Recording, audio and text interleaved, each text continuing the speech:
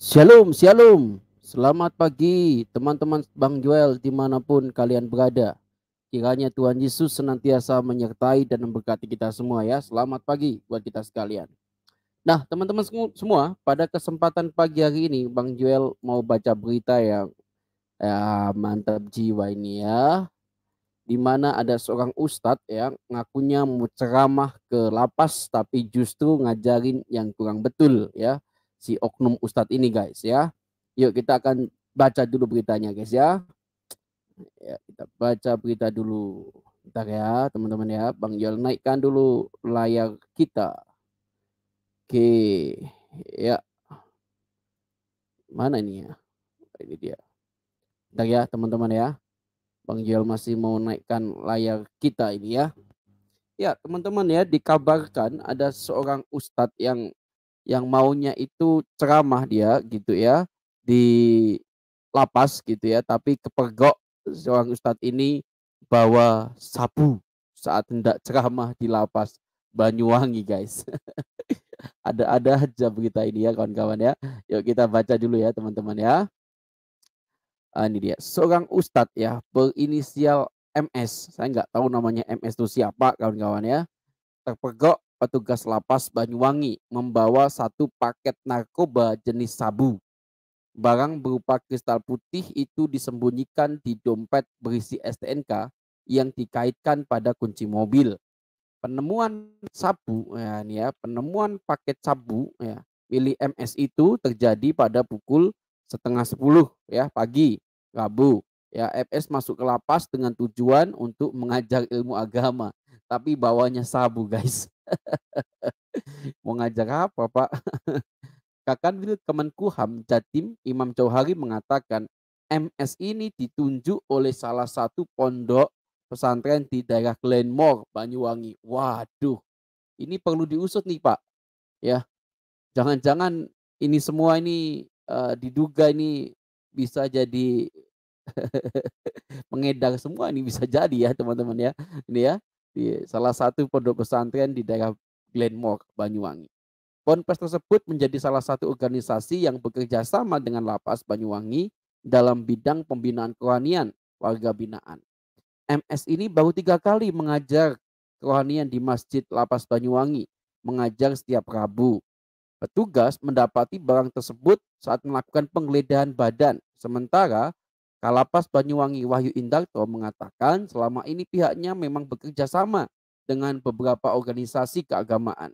Tujuannya memperkaya kasanah keilmuan agama warga binaan. Kami ada beberapa ustadz yang mengajar beberapa bidang seperti kaligrafi, budaya, Islam, qiraah ya, hingga bahasa Arab katanya. Wahyu menyebut petugas sebetulnya sudah curiga dengan gelagat MS sejak sepekan sebelumnya. Saat itu, usai mengajar, MS meminta petugas kesehatan lapas untuk memeriksa tekanan darahnya. Dari gelagatnya, petugas kesehatan kami curiga kalau MS ini seperti orang yang menyalahgunakan narkoba. Namun, karena tidak cukup bukti, petugas tidak melakukan penangkapan pada saat itu. Nah, kemudian saat ada momentum dia masuk lagi ke lapas, kami melakukan penggeledahan secara menyeluruh. Akhirnya ketemulah satu paket kristal putih dalam bungkusan plastik klip di gantungan kunci mobilnya. Petugas curiga ya, teman-teman ya. Petugas curiga terhadap benda yang menonjol pada dompet tersebut. Benar aja. Pada saat itu dibuka ternyata ditemukan klip berisi serbuk kristal yang berada di bawah STNK. Saat dilakukan tes urin, hasil positif metafetamin dan yang bersangkutan mengaku mengonsumsi narkoba tadi malam di kediamannya. Ya, teman-teman sekalian ya, jadi seorang pemuka agama itu memang dinilai dari banyak hal kawan-kawan ya. Mulai dari kelakuannya, perilakunya, salah satunya adalah dari apa yang dia lakukan dalam kehidupan hari lepas hari. Bila seorang pemuka agama yang ngakunya itu hendak mengajar keagamaan tapi kelakuannya bobrok, dia tidak pantas guys untuk menjadi seorang pemuka agama. Memang menjadi pemuka agama itu gampang-gampang sulit begitu ya. Iya, gampang-gampang susah jadi agama itu. Ya kan? Karena semua orang pasti akan lihat dia gitu. Kalau ini seorang ustadz, ya mau diajarkan apa coba? Sudah linglung, dia kena kena apa namanya itu, efek daripada narkoba, mau ngajar agama. Bagaimana itu nanti, para penghuni lapas diajar dia gitu? Apa nggak tambah sableng, ya kan? Karena pengajarnya saja otaknya pengonsumsi narkoba, ya. Saya curiga dia nggak cuma konsumsi, tapi dia juga mengedarkan dengan orang-orang yang ada di lapas itu. Perlu diselidiki lebih jauh Pak Polisi, nggak cuma ustadz ini yang dibawa, mungkin orang-orang di lapas sudah mengonsumsi sabu juga, kita nggak ada yang tahu, ya kan? Jadi teman-teman semua dari berita ini Bang Joel juga berkaca kepada diri Bang Joel sendiri gitu ya.